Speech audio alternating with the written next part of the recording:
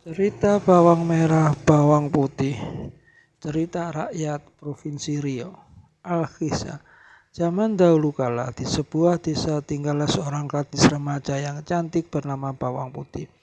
Dia hidup rukun dan damai bersama ayah dan ibunya.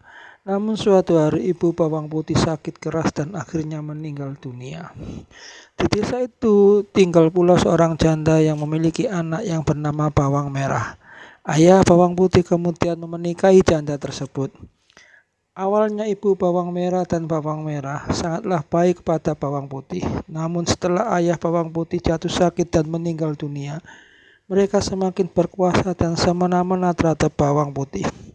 Semua pekerjaan rumah dikerjakan oleh Bawang Putih sementara mereka berdua bermalas-malasan. Pagi ini seperti biasa Bawang Putih pergi ke sungai untuk menyuci pakaian. Bawang Putih tidak menyadari bahwa salah satu selendang telah hanyut terbawa arus. Celakanya itu adalah selendang kesayangan Bawang Merah. Tidak selendangnya. Bawang Putih mencoba menelusuri sungai untuk mencarinya, namun tidak berhasil menemukannya. Dengan putus asa dia kembali ke rumah dan menceritakan kepada Bawang Merah. Dasar ceroboh, aku tidak mau tahu, pokoknya kamu harus mencari baju itu. Jangan berani pulang ke rumah kalau belum menemukan selendang itu. Baiklah, aku akan mencarinya. Bawang Putih terpaksa menuruti keinginan Bawang Merah.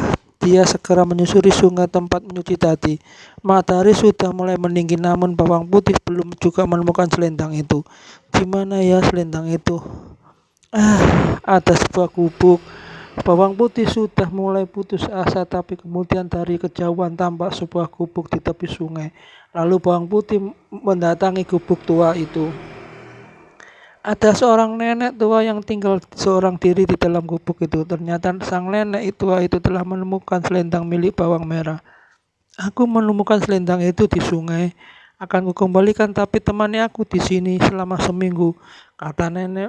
Sudah lama aku tidak mengobrol dengan siapapun. Bagaimana? Baiklah, Nek. Saya akan menemani nenek selama seminggu. Asal nenek tidak bosan sama saja dengan saya. Selama seminggu Bawang Putih tinggal dengan nenek itu. Setiap hari Bawang Putih membantu mengerjakan pekerjaan rumah sang nenek. Tentu saja nenek itu merasa senang.